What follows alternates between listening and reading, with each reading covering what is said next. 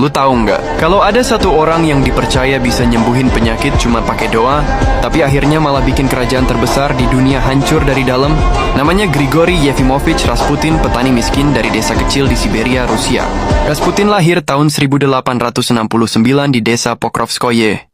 Dari kecil, hidupnya udah beda. Orang-orang bilang dia bisa lihat hal-hal yang orang lain nggak bisa. Ada yang bilang dia bisa nyembuhin orang, ada juga yang bilang dia kerasukan. Rasputin tumbuh tanpa pendidikan, nggak bisa baca tulis dengan baik, tapi karismanya aneh. Orang tuh ngerasa kalau dia ngomong, lo bakal percaya entah lo mau atau nggak. Pas sudah dewasa, dia ninggalin desanya dan mulai keliling Rusia. Katanya buat nyuciin dosa dan nyari Tuhan.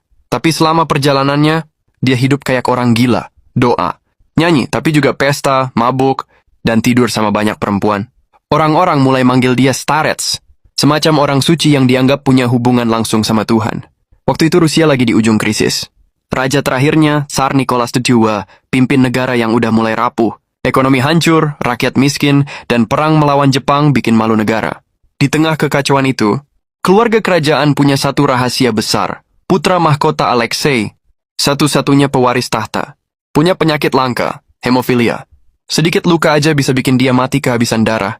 Nggak ada dokter di seluruh Eropa yang bisa nyembuhin. Sampai suatu hari, seorang bangsawan ngenalin Rasputin ke keluarga kerajaan. Mereka desperate, jadi mereka coba apa aja. Rasputin datang duduk di samping tempat tidur Alexei dan berdoa. Beberapa jam kemudian, perdarahan yang sebelumnya nggak bisa berhenti, perlahan reda. Nggak ada yang bisa jelasin secara medis. Tapi buat Tsarina Alexandra, ibu sang pangeran, itu mukjizat. Sejak hari itu, Rasputin bukan cuma tamu, dia jadi orang kepercayaan keluarga kerajaan.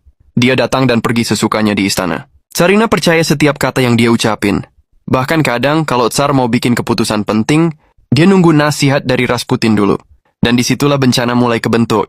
Rasputin bukan orang bodoh. Dia tahu pengaruhnya besar, dan dia pakai itu buat dapetin kekuasaan. Dia mulai ngatur siapa yang diangkat jadi menteri, siapa yang dipecat, siapa yang boleh dekat dengan Tsarina. Orang-orang di istana mulai benci. Bukan cuma karena dia dari kelas bawah, tapi karena dia ngerusak reputasi kerajaan. Di luar istana, rakyat mulai ngomongin hal-hal gila. Katanya Rasputin selingkuh sama Tsarina. Katanya dia penyihir. Katanya Rusia dikutuk karena iblis dari Siberia udah masuk ke istana suci Romanov. Tsar nggak tahu apa yang harus dilakukan. Dia terlalu sibuk perang, sementara istrinya sepenuhnya percaya sama Rasputin. Kebencian terhadap kerajaan makin besar. Bukan cuma karena kemiskinan, tapi karena satu orang aneh yang semua orang anggap bawa sial. Akhirnya, sekelompok bangsawan mutusin buat ngelakuin sesuatu yang ekstrim.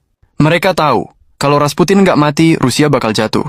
Malam tanggal 30 Desember 1916,